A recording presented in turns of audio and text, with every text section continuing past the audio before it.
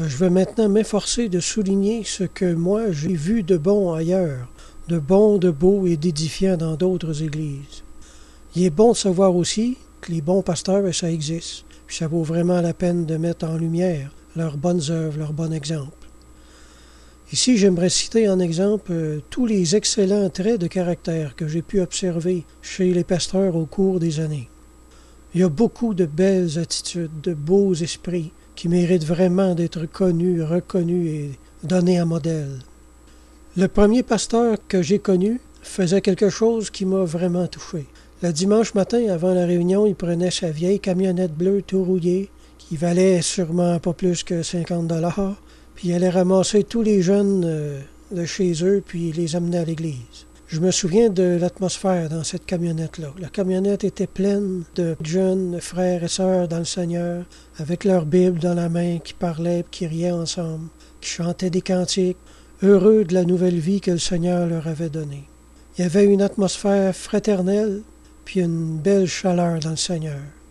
C'est une bénédiction qu'on n'aurait jamais connue si ce pasteur-là n'avait pas fait ça. Tu n'es pas obligé de faire ça. Il faisait pareil. Puis il le faisait. On était jeunes, on aurait pu facilement aller à l'église à pied, mais il a choisi de faire un extra. Puis ça bénissait vraiment tout le monde. Après la réunion, il était venu tous nous reconduire. On se retrouvait encore tous ensemble. Puis j'avais hâte le dimanche suivant pour revenir dans cette vieille camionnette-là, moi. J'aimais l'atmosphère. Un autre pasteur que j'ai connu, lui, c'est son humilité, puis sa douceur de caractère qui m'a touché.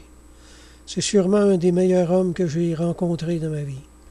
Il connaissait sa Bible par cœur, à l'envers puis à l'endroit, en grec, en français, puis peut-être en d'autres langues aussi.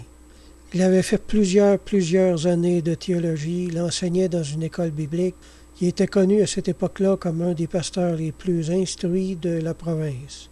Mais à le voir, puis à parler avec lui, il se dégageait absolument aucun complexe de supériorité ou d'orgueil, quoi que ce soit. C'est un homme d'une simplicité remarquable. D'habitude, la connaissance enfle, comme dit l'Écriture, mais lui, que je sache, il n'a jamais enflé de nulle part, d'aucune façon. Pourtant, il aurait pu se faire un oreiller avec tous les diplômes qu'il avait ramassés. Mais quand on parlait avec lui, on ne sentait pas quelqu'un de supérieur. On parlait d'égal à égal.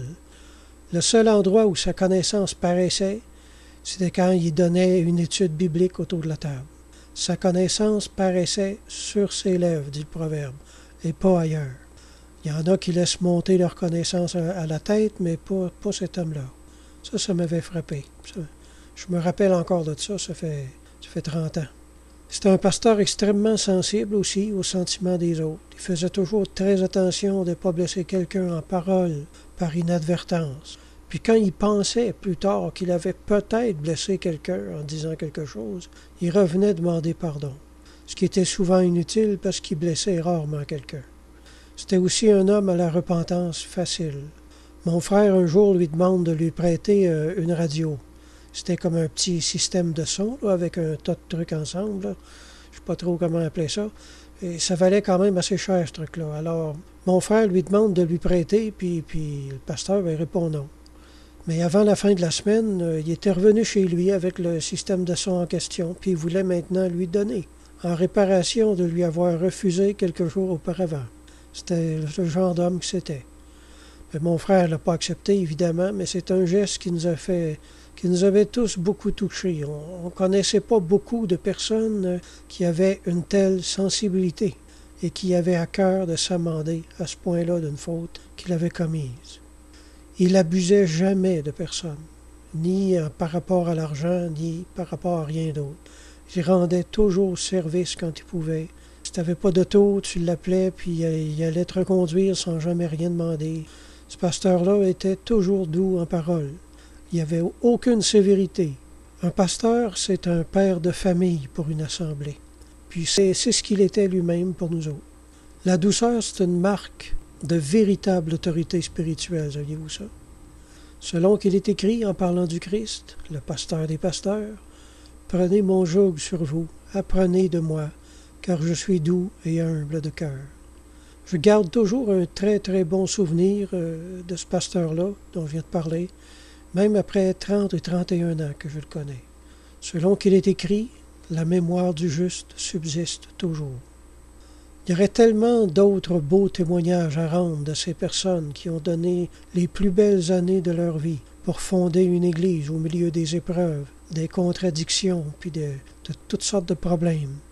Je crois qu'on pourrait faire, jamais en faire une liste complète de tout ça.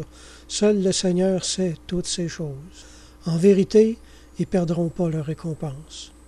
Je vous le dis en terminant, que si vous essayez de trouver une église abusive, vous n'aurez pas trop de difficultés à en trouver une. Mais si vous voulez en trouver une qui soit un foyer de miséricorde, vous pouvez en trouver une assez facilement également.